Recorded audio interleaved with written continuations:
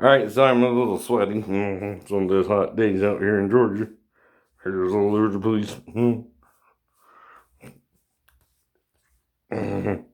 But anyway, I got some kind of strange decision, right? So they're reevaluating evaluation of residue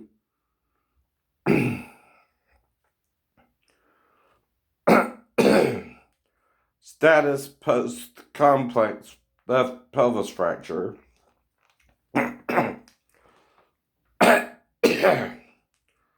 Evaluated as 20% disabling.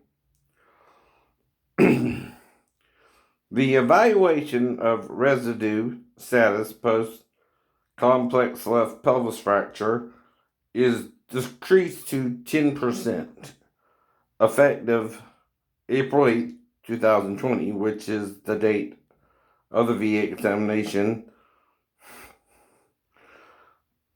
that shows a reduction is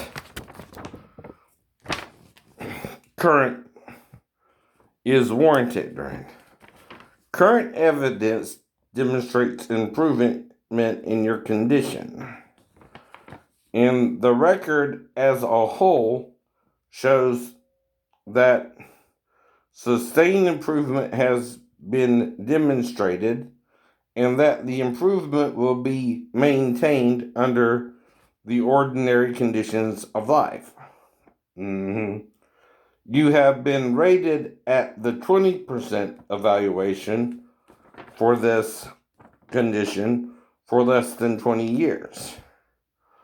Rating decisions dated September 11th, 2017 noted improvement based on VA examination dated since September 7th, 2017. So I guess they think I'm getting better. The current VA examination of April 8th, 2020 also shows improvement. This reduction does not result in a change in your overall condition evaluation of 100%. Therefore, the provision of 38 CFR 3105 does not apply, and this reduction is warranted. We have assigned a 10% evaluation for your residual status post complex left pelvis fracture based on painful motion of the hips, allows consideration of functional loss due to painful motion to be rated at least the minimum compensable rating for a particular joint. Since you demonstrated painful motion of the thigh at the hip, the minimum compensation evaluation of 10% is assigned. Additional symptoms include limitation of abduction of the thigh, cross legs, painful abduction, painful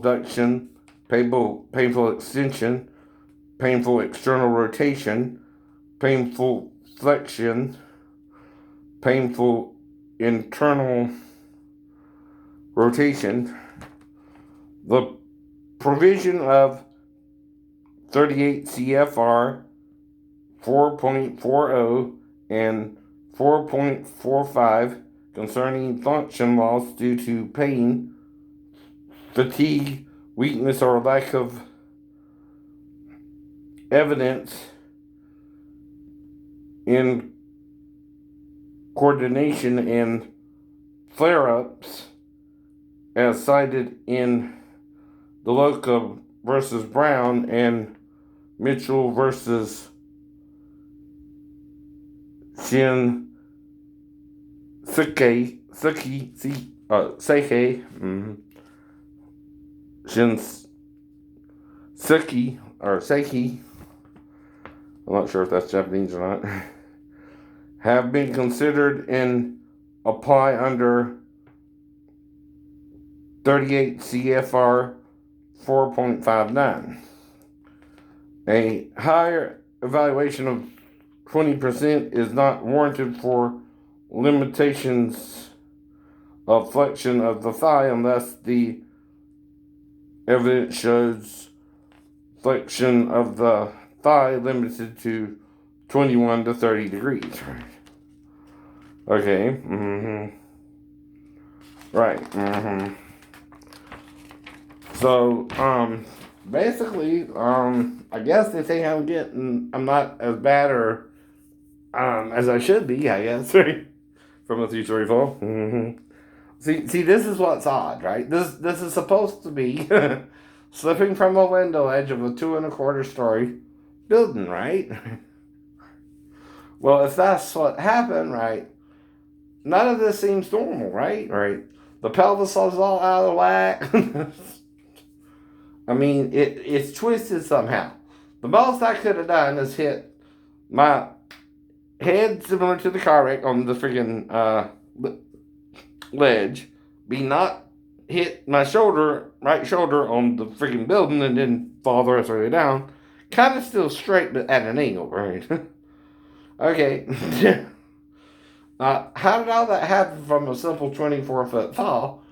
With me trying to get into the window ledge, and I still would have tried to catch myself even if I hit the ledge. Right? Okay, I'm kind of confused, right? That's all I'm saying, right? And see, like I said, I have karate and martial arts training as well as Navy's training and boot camp and day school, and you don't normally have to scale a 3-story window up or down. If you're locked out your room, you don't have much choice. There's only one way back in. If you don't have a key or master key or a spare key, and security won't help you break in and try to break in yourself and try to use even the credit card trick, and the door's too thick for that, right? And it's not your credit card, so you can't break their credit card. So then you try the window, right? Thinking there's more than one way down, too. You can either go back up on the roof, right, like you came down from, right?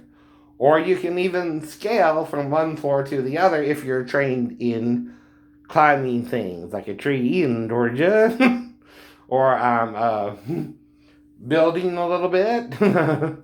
If you're trained into something like ninjutsu, see me and my friend Johnny, and we'll play ninja sometimes, and we would climb up on the roof of a building, the 1 or 2-story building, right? We wouldn't necessarily jump down, or we might would one time. We don't keep doing it. We're playing ninja or something like that.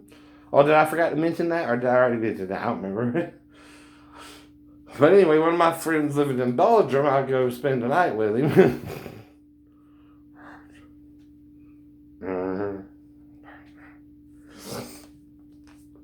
But anyway, when we would try to scale a building, right?